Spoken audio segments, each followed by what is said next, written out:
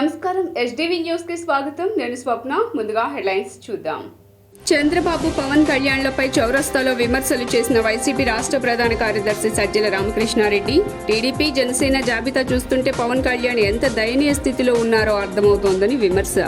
TDP Janasena ఉమ్మడి అభ్యర్థుల జాబితాను ప్రకటించిన ఆ పార్టీ అధినేతలు చంద్రబాబు, పవన్ కళ్యాణ్ రాష్ట్ర ప్రజలు తమను ఆశీర్వదించాలని, రాష్ట్ర అభివృద్ధి తమ ద్వారానే సాధ్యమవుతుందని వెల్లడి. మూడో రోజుకు చేరుకున్న సిపిఎం జన శంకరావు పాదయాత్ర. విజయవాడ నగర అభివృద్ధిలో పాలకపక్షం విఫలమైందని ధ్వజం. పెడన టికెట్ రాకపోవడంతో కుప్పకూలిన టీడీపీ నేత బూరగడ్డ వేదవ్యాస్ హుటాహుటిన ఆసుపత్రికి తరలించిన పార్టీ శ్రేణులు.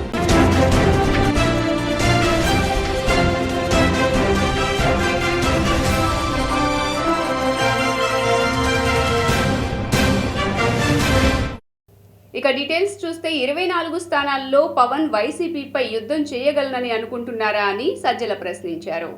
టీడీపీ జనసేన కూటమి తొలి జాబితా ప్రకటించడంపై ఏపీ ప్రభుత్వ సలహాదారు సజ్జల రామకృష్ణారెడ్డి స్పందించారు. స్థానాలతో పవన్ వైసీపీ యుద్ధం చేయాలని అనుకుంటున్నారా అని సజ్జల ప్రశ్నించారు. కనీసం ఆ 24 స్థానాలకు కూడా అభ్యర్థులను ప్రకటించలేని స్థితిలో ఉన్న పవన్ ను చూస్తే జాలేస్తోందని వ్యంగ్యం ప్రదర్శించారు.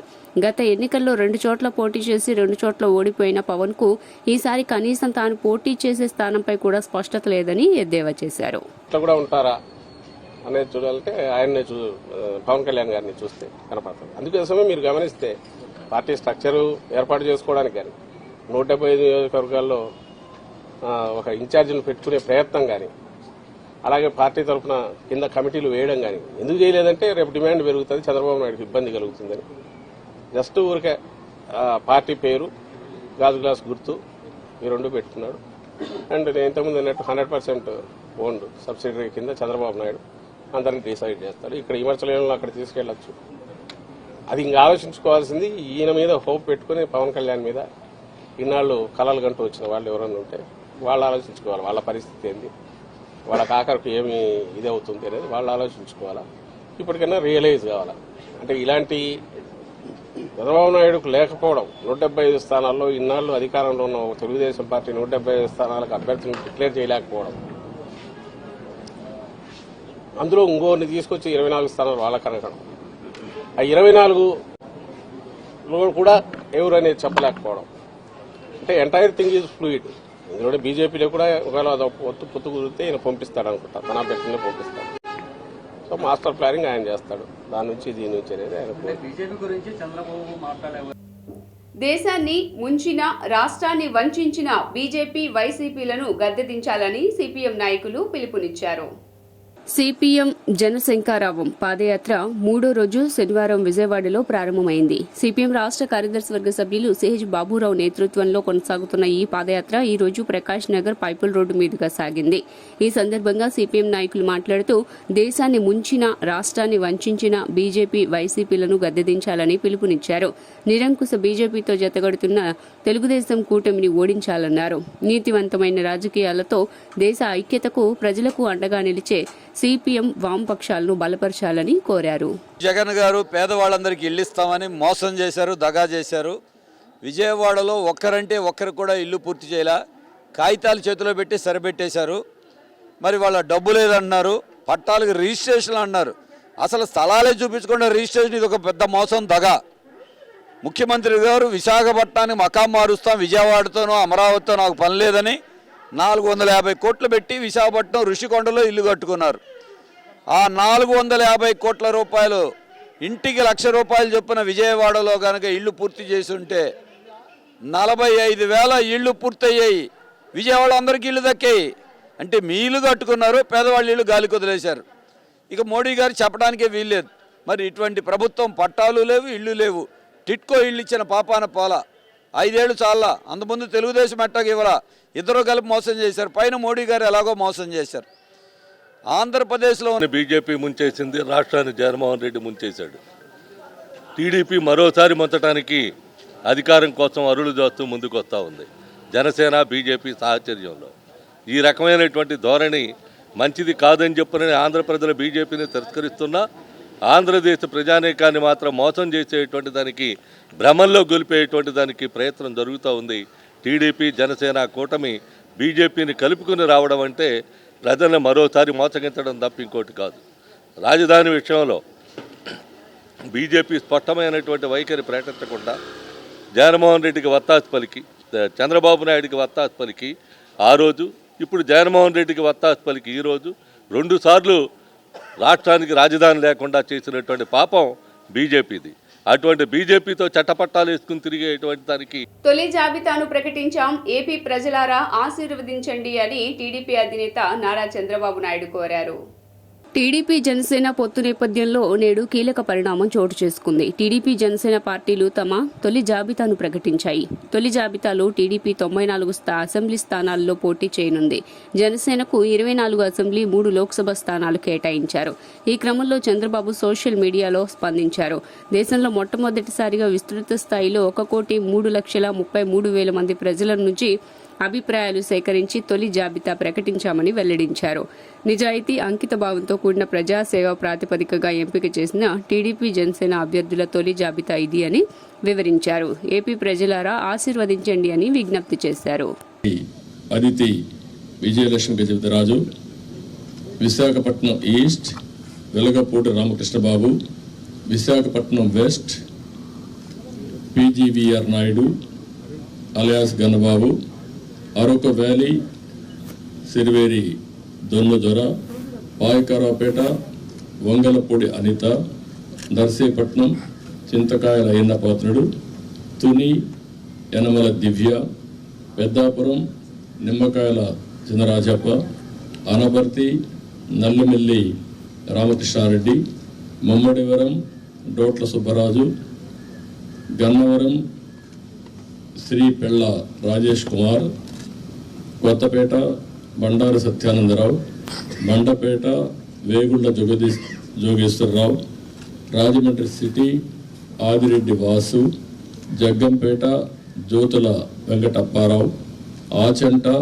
పీతాని సత్యనారాయణ, పాలకొల్లు నిమ్మల రామానాయుడు, ఉండి మంతెన రామరాజు, తణుకు. ఎప్పుడైతే తెలుగుదేశం జనసేన కలిశామో ఆ రోజే గెలిచామని వైఎస్ఆర్ కాంగ్రెస్ పార్టీ కాడుబడేశారు. వాళ్ళకు తెలుసు, ఏ ఒక్కరిని అడిగినా కూడా వాళ్ళకి అర్థమైంది. కానీ రౌడీజం చేసో, ఇంకొక పక్కన దొంగ ఓట్లు ఎన్యూమరేట్ చేసో, లేకుంటే బూత్ క్యాప్చర్ చేసో, లేకపోతే వాళ్ళకు కావాల్సిన అధికార యంత్రాంగాన్ని, వాలంటీర్స్ని, ఇలాంటి వాళ్ళని దుర్వినియోగం చేసి ఎన్నికలు జరపాలనుకుంటున్నారు. జరగదు. చాలా ఎన్నికలు చూశాను. ఒకసారి డబ్బులతో కూడా, డబ్బుల అహంభావం ఇప్పటికే. ఈరోజు మా దగ్గర డబ్బులు లేకపోవచ్చు, చాలా స్పష్టంగా చెప్తున్నాం. కానీ ప్రజాబలం మా దగ్గర ఉంది. విలువలతో కూడిన రాజకీయం చేశాం. ఇంకొక పక్కన ప్రజల సహకారం కానీ, అదే సమయంలో అందరూ వారి భవిష్యత్తు కోసం పనిచేస్తారని నమ్మకం మాకుంది. విదేశాలలో విద్యను అభ్యసించే వారికి పై ఇంటర్నేషనల్ ఎడ్యుకేషన్ కన్సల్టెన్సీ ఎంతగానో దోహదపడుతోందని కేంద్ర మంత్రి దగ్గుబాటి పురంధరేశ్వరి అన్నారు. పశ్చిమ నియోజకవర్గంలో నూతనంగా ఏర్పాటు చేసిన పై ఇంటర్నేషనల్ కన్సల్టెన్సీ విద్యా సంస్థను కేంద్ర మాజీ మంత్రి దగ్గుబాటి పురంధరేశ్వరి లాంఛనంగా ప్రారంభించారు. దేశ విదేశాలతో ఎంతో పేరుగాంచిన వివిధ కంపెనీలలో వర్క్ చేసిన అనుభవం కలిగిన వ్యక్తి బబ్బూరి పావని అని దగ్గుబాటి పురంధరేశ్వరి అభినందించారు. ఈ సందర్భంగా దగ్గుబాటి పురంధరేశ్వరిపై ఇంటర్నేషనల్ కన్సల్టెన్సీ విద్యా సంస్థ అధినేత్రి బబ్బూరి పావని శ్రీరామ్ మాట్లాడుతూ, రాష్ట్రంలో ఉన్న యువతలో ఎంతో నైపుణ్యం ఉందని, విదేశాలకు వెళ్లి విద్యను అభ్యసించాల్సిన వారికి మంచి కౌన్సిలింగ్తో పాటు తర్ఫీదు ఇచ్చే సంస్థలు లేకపోవడంపై యువత ఎంతో వెనుకబడుతోందని తెలిపారు. విదేశాలకు వెళ్లే విద్యార్థులకు మంచి మార్గనిర్దేశం చేయాలని కోరారు. విదేశాల్లో చదువుకున్న విద్యార్థులకు, అదేవిధంగా ఉపాధి కోసం వెళ్లే వారికి పై ఇంటర్నేషనల్ కన్సల్టెన్సీ సర్వీసెస్లో అవగాహన ఎంతగానో దోహదపడుతోందని తెలియజేశారు. కన్సల్టెన్సీ ఆలోచన తీసుకుని దీన్ని ముందుకు వెళ్లే విధంగా ప్రయత్నం చేస్తున్నటువంటి సోదరిమణి పావని గారు, అదేవిధంగా సోదరులు సతీష్ గారు, వారిరువురిని కూడా నేను హృదయపూర్వకంగా అభినందిస్తున్నాను. ఎందుకంటే ఇవాళ మన భారతదేశంలో చూసుకున్నట్లయితే 144 కోట్ల జనాభాలో దగ్గర 65% 35 సంవత్సరాల లోపు యువత ఒక్క మన దేశానికే ఉంది. అంతకుముందు చైనా గురించి చెప్పుకునేవారు, కానీ అక్కడ జనాభా ఎక్కువైనా కూడా వయసు మళ్ళినటువంటి వారు అంటే 60 సంవత్సరాలు పైబడినటువంటి జనాభా చైనాలో అత్యధికంగా ఉన్నారు. ఎందుకంటే అప్పట్లో వారు ఆ వన్ చైల్డ్ నామ్, ఒక్క బిడ్డతో సరిపెట్టుకునేటువంటి విధానాన్ని అనుసరించారు. కాబట్టి వారు ఇవాళ పెద్ద ప్రమాదాన్ని, అంటే ప్రమాదం ఇన్ ద సెన్స్ వారికి ఉన్నటువంటి ఇండస్ట్రీస్కి సరైనటువంటి మ్యాన్ పవర్ దొరకనటువంటి పరిస్థితి ఇవాళ చైనాలో చూస్తున్నాం. కానీ మన దేశంలో ఒకానొక సందర్భంలో మన దేశంలో అసలు సివిల్ ఇంజనీర్స్ కొరత చాలా పెద్ద శాతంలో ఉన్నటువంటి పరిస్థితి మనం ఎదుర్కొన్నాం. కానీ ఇవాళ అది తెలుసుకున్న తర్వాత కొంచెం సరి చేసుకునేటువంటి దిశగా భారతదేశం అడుగులు వేస్తుంది. కనుక ఇవాళ పావని గారు కావచ్చు, అదేవిధంగా సతీష్ గారు కావచ్చు, ఈ పై ఇంటర్నేషనల్ కన్సల్టెన్సీని స్థాపించి దేశంలో ఉన్నటువంటి అవకాశాలు తల్లిదండ్రులకి, బిడ్డలకి, అంటే విద్యార్థులకి తెలియజేస్తూ వారిలో ఉన్నటువంటి నిక్షిప్తంగా ఉన్నటువంటి నైపుణ్యం ఏదైతే ఉంటుందో దాన్ని గుర్తిస్తూ ఏ దిశలో వారు కనుక వెళ్ళినట్లయితే వారికి మంచి భవిష్యత్తు ఉంటుంది అనేటువంటి. ఇప్పుడు హైదరాబాద్లో కూడా జనరల్గా ఒక ప్రామినెంట్ ఎడ్యుకేషన్ ద్వారా ఎన్నో వీడియోస్ను మనం చేస్తూ హైదరాబాద్లో కూడా చాలామందికి మనం ఎంతవరకు చేయగలదు అంతవరకు చేస్తున్నాం. బట్ చాలామంది వచ్చి కలవాలి, కలిసి చదువుకు సంబంధించి ఏదైనా సజెషన్స్ తీసుకోవాలంటే చాలామంది హైదరాబాద్ రావాలన్నా కూడా చాలామంది ఇబ్బంది పడతారు. పాపం అందరూ ఎఫర్ట్ చేసుకోలేరు, రాలేకపోవచ్చు. ఎప్పటి నుంచో విజయవాడలో కూడా ఏదైనా ఉంటే బాగుంటుంది అని చెప్పేసి అన్నారు. ఇప్పటివరకు నేను ఎవరితోనూ కూడా అసోసియేట్ అవ్వలేదు. ఫస్ట్ టైం ఏంటంటే ఇక్కడ ఇది మన పై ఇంటర్నేషనల్ ఏదైతే మనకి ఎడ్యుకేషన్ ఉన్నారో సో అది ఇక్కడ మనం స్థాపించడం జరిగింది. ఈ పై ఇంటర్నేషనల్ ఎడ్యుకేషన్ అనేది జనరల్గా.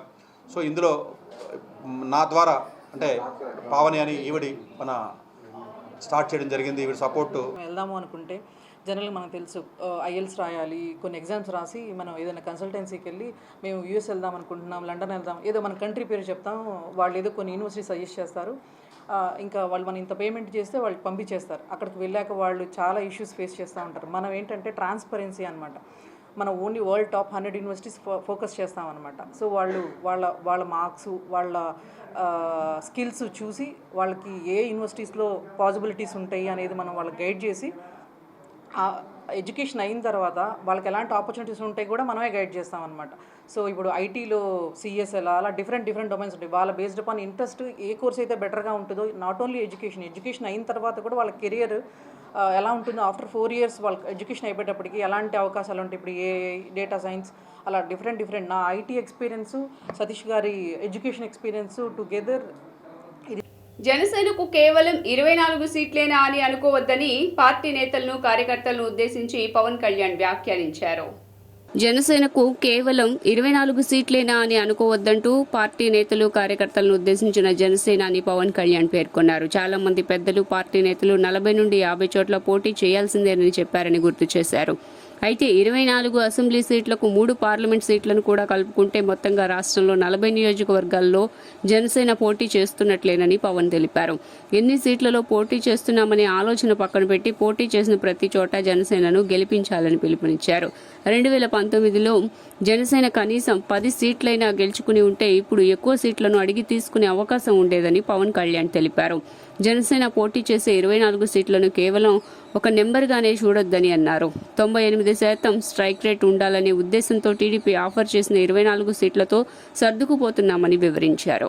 ఉపయోగపడేలాగా ఈరోజు మేము చూస్తుంది కూడా రాష్ట్రాన్ని ముందు ఒక గాడిలో పెట్టడం, పార్టీ ప్రయోజనాలను దాటి, వ్యక్తి ప్రయోజనాలను దాటి రాష్ట్ర ప్రయోజనాలను దృష్టిలో పెట్టుకొని 2014 నుంచి మనం నలుగుతూ ఉన్నాం. 2019కి అరాచక పాలన వల్ల ఇంకా నలిగిపోతూ ఉన్నాం.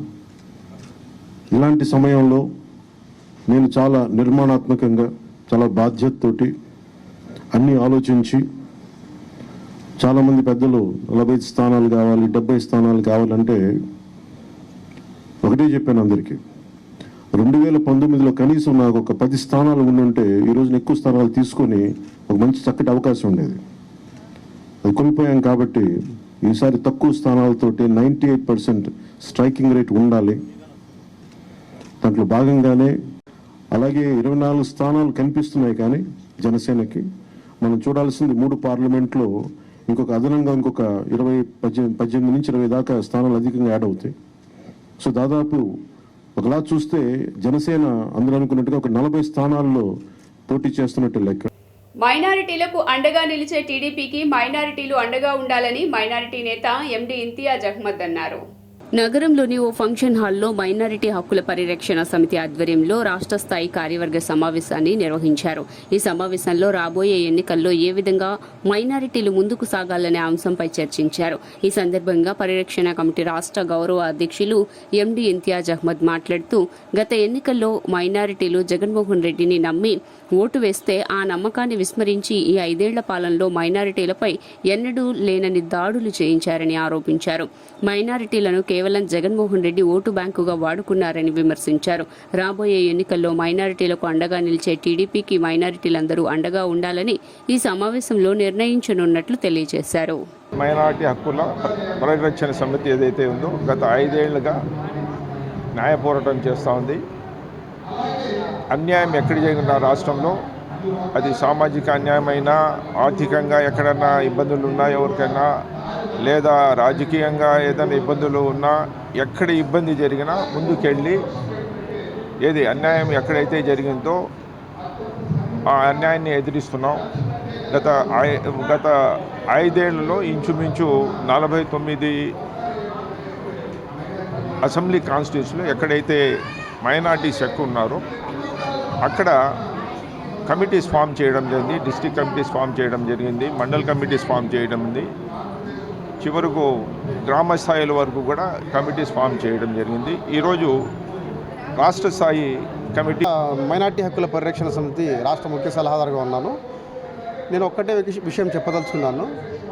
మైనార్టీ హక్కుల పరిరక్షణ సమితి తరఫున ఈరోజు ఏకగ్రీవంగా రాబోయే ఎన్నికల్లో తెలుగుదేశం పార్టీకి మద్దతు ప్రకటించడం జరిగింది. సభ్యులందరూ ఆమోదించారు. ఇక్కడ 2014 ఎన్నికల్లో బీజేపీతో పొత్తు పెట్టుకుందని చాలామంది మైనార్టీలు ఒక నిరాశకు గురైన విషయం తెలిసిందే. అయినా కానీ 2014 నుంచి 2019 5 ఏళ్ల కాలంలో తెలుగుదేశం ప్రభుత్వం నారా చంద్రబాబు నాయుడు గారి ఆధ్వర్యంలో ఎంతో చక్కగా పనిచేసింది. మైనార్టీల హక్కులు కాపాడడం జరిగింది, మత సామరస్యాన్ని కాపాడడం జరిగింది. తర్వాత ఆ 5 ఏళ్ల కాలంలో మైనార్టీల కోసం ఎన్నో పథకాలు, ఎన్నో సంక్షేమ. పెడన టికెట్ రాకపోవడంతో టీడీపీ నేత బూరగడ వేదవ్యాస్ కుప్పకూలినంత పనైంది. ఈ నేపథ్యంలో అభ్యర్థుల ప్రకటన విడుదలైన తర్వాత పెడన టికెట్ టీడీపీ నేత బోరగడ వేదవ్యాస్కు రాకపోవడంతో ఆయనకు గుండె పగిలినంత పనైంది. పెడన టికెట్ ఆశించిన బోరగడ వేదవ్యాస్కు టికెట్ దక్కకపోవడంతో ఆయన కుప్పకూలిపోయారు. 2014లో వైఎస్ఆర్సీపీ నుండి పోటీ చేసి ఓడిపోగా 2016లో ఆయన టీడీపీలో చేరారు. 2019లో మరలా టికెట్ దక్కకపోగా ఇప్పుడు ఆయనకు నిరాశ ఎదురైంది.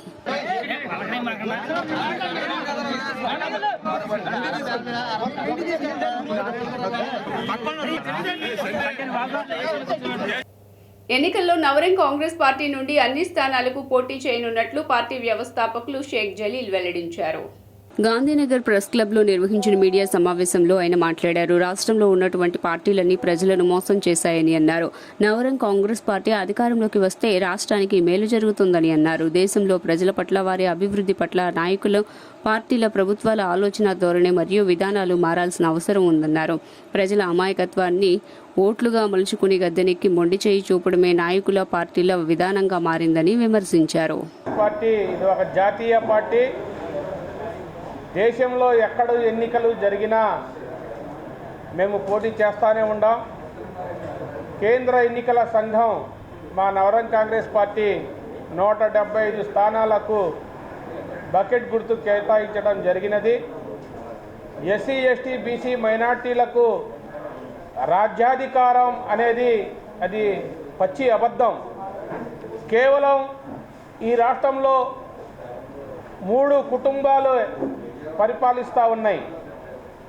మరి దేశంలో కానీ రాష్ట్రంలో కానీ ఎన్నికల ఖర్చు ఆంధ్రప్రదేశ్ రాష్ట్రానికి వచ్చినంత రాజ్యాధికారం రావాలా అంటే ఊరక రాదు. రాజ్యాధికారం ప్రజల్లో మమేకమయ్యి ప్రజా సమస్యల మీద మనం ఎప్పుడైతే విజృంభిస్తూ ఉంటామో ప్రజాస్వామ్యబద్ధంగా ఎన్నికైన వ్యక్తులు మనమంతా.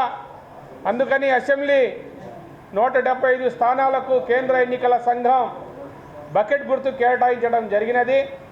మరి అదేవిధంగా సిక్కిం, అరుణాచల్ ప్రదేశ్కి గాజు గ్లాసు కేటాయించడం జరిగింది.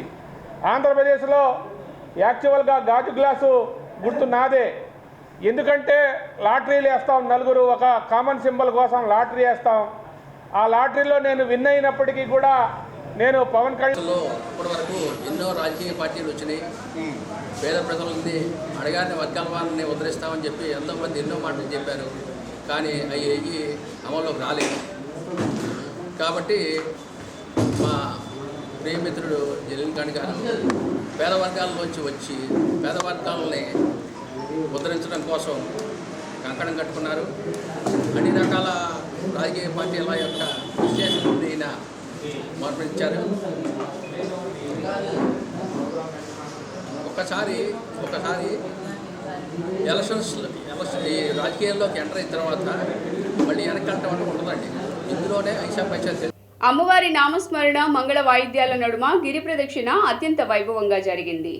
శ్రీ దుర్గా మల్లేశ్వర స్వామి దేవస్థానంలో పౌర్ణమి సందర్భంగా శ్రీ దుర్గా మల్లేశ్వర స్వామి దేవస్థానం నుండి గిరి ప్రదక్షిణ కార్యక్రమాన్ని ఆలయ కార్యనిర్వహణాధికారి ఈవో రామారావు, ట్రస్ట్ బోర్డు సభ్యులు, ఆలయ అధికారులు నిర్వహించారు.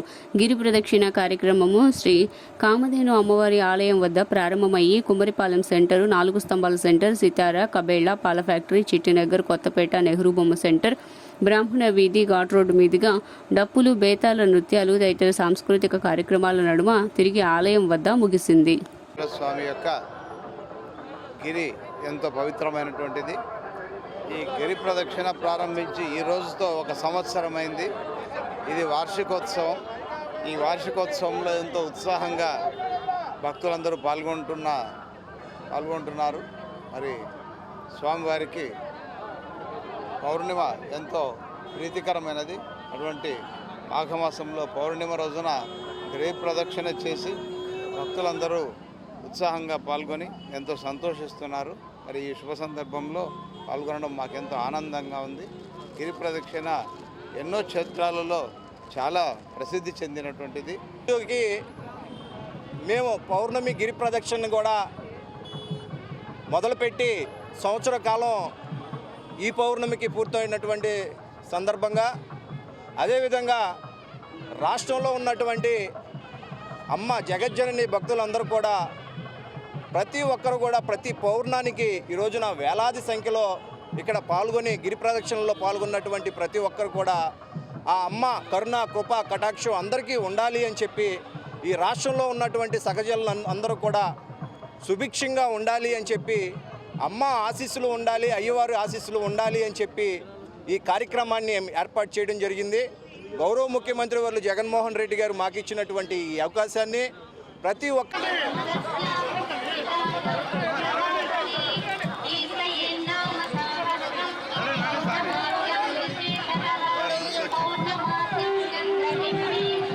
నూట 75 స్థానాల్లో పోటీ చేయగలిగిన సత్తా ఉన్న పార్టీ వైసీపీ మాత్రమేనని వైసీపీ సమన్వయకర్త షేక్ ఆసిఫ్, నగర మేయర్ రాయన భాగ్యలక్ష్మి అన్నారు.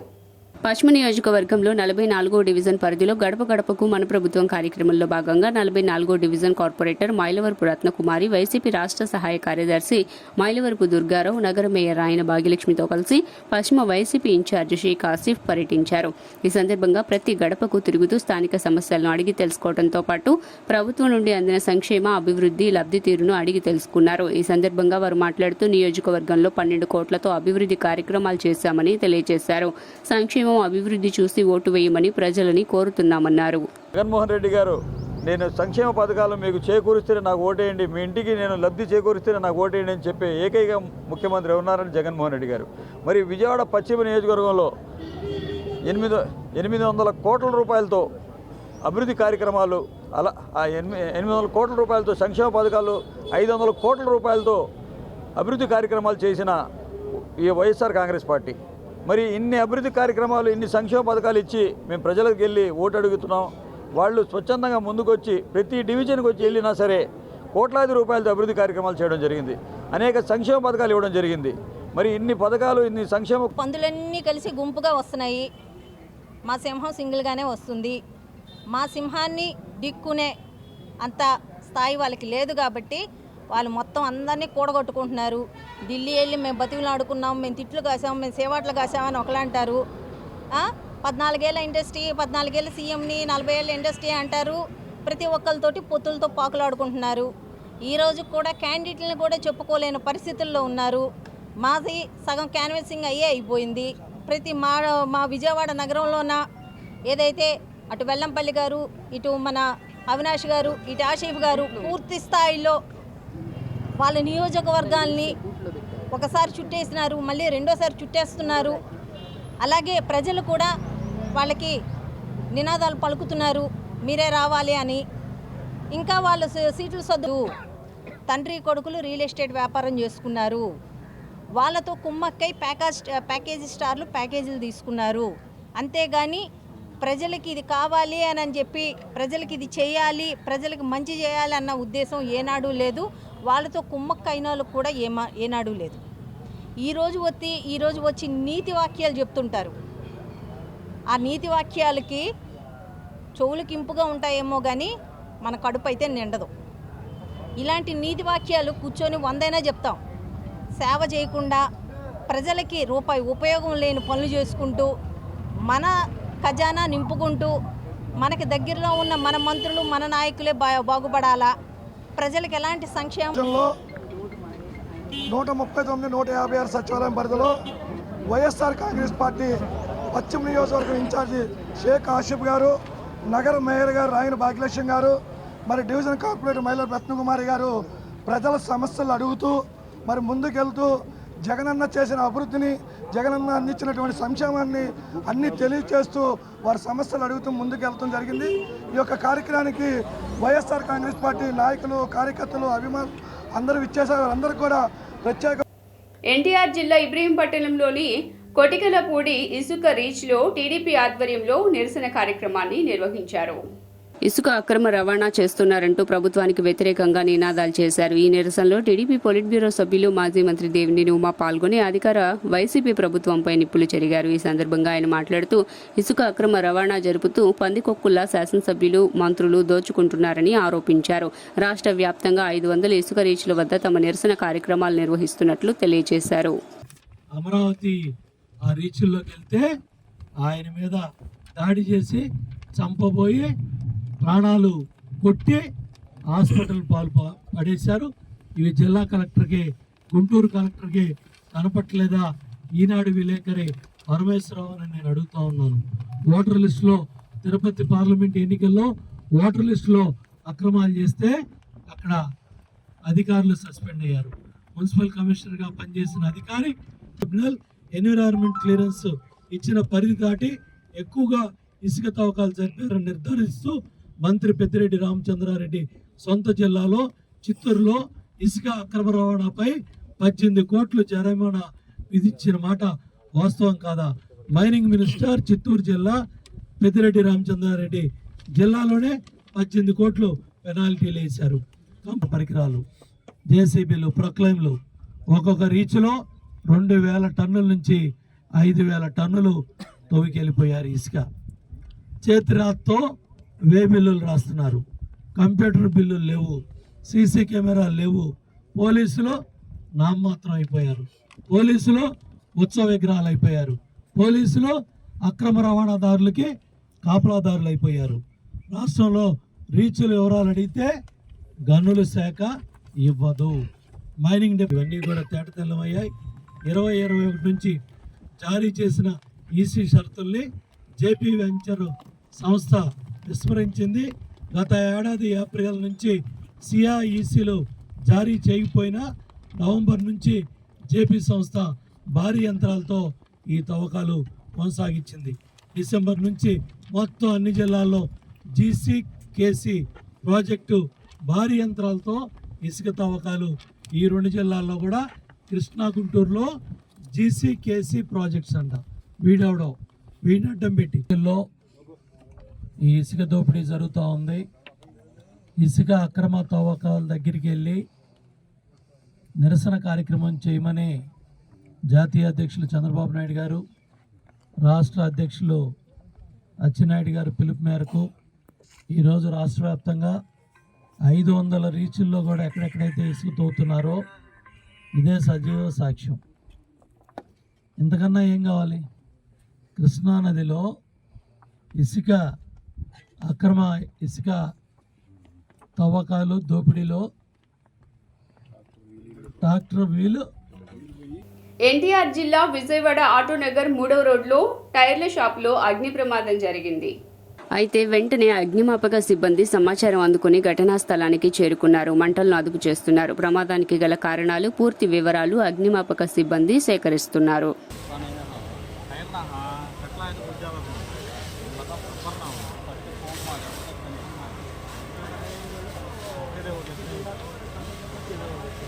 ఘంటసాల సంగీత కళాశాల నందు సామూహిక షష్ఠి పూర్తి కార్యక్రమాలు నిర్వహించారు. శ్రీ శ్రీ శ్రీ కంచి కామకోటి పీఠాధిపతులు జగద్గురువులు శ్రీ శ్రీ శ్రీ శంకర విజయేంద్ర స్వామి వారి దివ్య ఆశీస్సులతో కామేశ్వరి పీఠం వారి ఆధ్వర్యంలో మహామృత్యుంజయ జప హోమాలు, సామూహిక షష్ఠి పూర్తి కార్యక్రమాలు నిర్వహిస్తున్నట్లు కామేశ్వరి పీఠం నిర్వాహకులు కామేశ్వరరావు తెలిపారు. ఘంటసాల సంగీత కళాశాల నందు నిర్వహించిన ఈ కార్యక్రమాల్లో దాదాపు 120 జంటలు సామూహిక షష్ఠి పూర్తి వేడుకల్లో పాల్గొన్నాయని తెలియజేశారు. ఈ సందర్భంగా అనేక ఆర్థిక ఇబ్బందుల వల్ల ఇటువంటి కార్యక్రమాలను జరిపించుకోలేని వారికి ఇదొక చక్కని అవకాశమని, పాల్గొన్న ప్రతి ఒక్కరూ శాస్త్రోక్తంగా పూజలు నిర్వహించి మృత్యుంజయ జప హోమాలలో పాల్గొన్నారు అని రామ మందిర ప్రధాన అర్చకులు కొండూరు మురళి అన్నారు. 1000 కన్నాలతో ఉండేటువంటి జల్లెడతో చక్కగా అభిషేకం చేసి ఈ తిథులను, సంవత్సరాలను, అయినాలను, ఋతువులను అన్నిటినీ ఆహ్వానం చేసి వారి యొక్క అభ్యున్నతి కోసం ఆ సహస్ర చిత్రాభిషేకం చేస్తాం. ఈ ఉత్సవాల్ని అందరూ జరుపుకోలేకపోవచ్చు, అందరికి కోరికలు ఉంటాయి, కానీ జరుపుకునే తాహత ఉండకపోవచ్చు, తీరిక ఉండకపోవచ్చు, ఓపిక ఉండకపోవచ్చు. కాబట్టి అందరూ కూడా కలిసితే ఈ ఉత్సవం చేయాలి అనేటువంటి సదుద్దేశంతో ఎవరు ఎప్పుడు చేయనటువంటిది ఈ కార్యక్రమం. దీన్ని తలపెట్టాము. ఇది దిగ్విజయంగా అందరి సహాయ సహకారాలతో చాలా ఆనందదాయకంగా సాగుతోంది. ప్రతి సంవత్సరము కూడా మా ఓపిక కొద్దీ ఇలాంటి ఉత్సవాలు జరపాలని మేము కోరుకుంటున్నాం సార్. నా పేరు.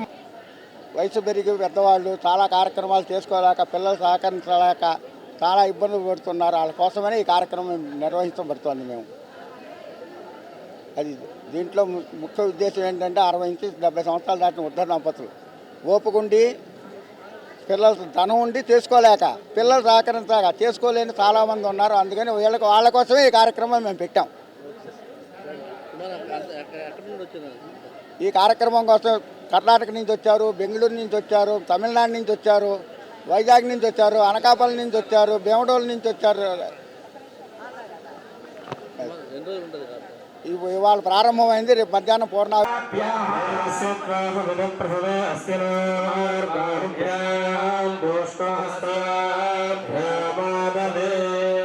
వార్తలు ముగించే ముందు హెడ్లైన్స్ మరోసారి. చంద్రబాబు పవన్ కళ్యాణ్లపై చౌరస్తాలో విమర్శలు చేసిన వైసీపీ రాష్ట్ర ప్రధాన కార్యదర్శి సజ్జల రామకృష్ణారెడ్డి. టీడీపీ జనసేన జాబితా చూస్తుంటే పవన్ కళ్యాణ్ ఎంత దయనీయ స్థితిలో ఉన్నారో అర్థమవుతోందని విమర్శ. టీడీపీ జనసేన ఉమ్మడి అభ్యర్థుల జాబితాను ప్రకటించిన ఆ పార్టీ అధినేతలు చంద్రబాబు, పవన్ కళ్యాణ్ రాష్ట్ర ప్రజలు తమను ఆశీర్వదించాలని, రాష్ట్ర అభివృద్ధి తమ ద్వారానే సాధ్యమవుతుందని వెల్లడి. 3వ రోజుకు చేరుకున్న సిపిఎం జన శంకరావ పాదయాత్ర. విజయవాడ నగర అభివృద్ధిలో పాలకపక్షం విఫలమైందని ధ్వజం. పెడన టికెట్ రాకపోవడంతో కుప్పకూలిన టీడీపీ నేత బూరగడ్డ వేదవ్యాస్ హుటాహుటిన ఆసుపత్రికి తరలించిన పార్టీ శ్రేణులు. ఎస్డీవీ న్యూస్ ఇంతటితో సమాప్తం. తిరిగి వార్తల్లో మళ్ళీ కలుద్దాం. అంతవరకు సెలవు. నమస్కారం.